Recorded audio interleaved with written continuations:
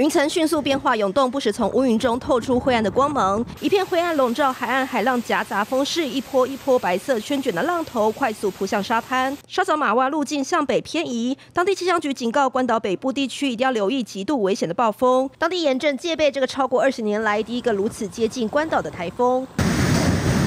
外围环流带来狂风暴雨，雨势之大，犹如一层浓雾。放眼望去，除了一片白，几乎什么都看不到。尤其在黑暗中，凄厉风雨声更是骇人。天灾来袭，这个住着17万人民的小岛不敢怠慢，赶紧做好防灾措施，前往卖场准备生活物资，就怕断水断电，后果不堪设想。We usually pack everything up, put most of our stuff inside the garage and just secure everything, even especially the windows. Make sure we have adequate drinking water.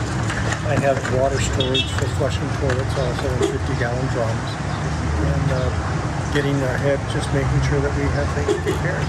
Shutters on the windows that need it. 大雨如白色帘幕在狂风中摆荡，街上空无一人。美军紧急撤走停靠在海岸的船只，当地政府也撤离低洼地区的民众。 目前台风路径预计持续往西北西前进。美国气象局警告，狂风将造成大规模的毁坏，并表示靠近台风眼地区可能卷起高达7公尺的滔天巨浪，提醒居民台风马哇夹带致命风势，务必待在坚固的建筑里避难。镜新闻蔡宗颖、江振兴报道。下载镜新闻 App， 一手掌握新闻时事，尽善尽美，尽好新闻。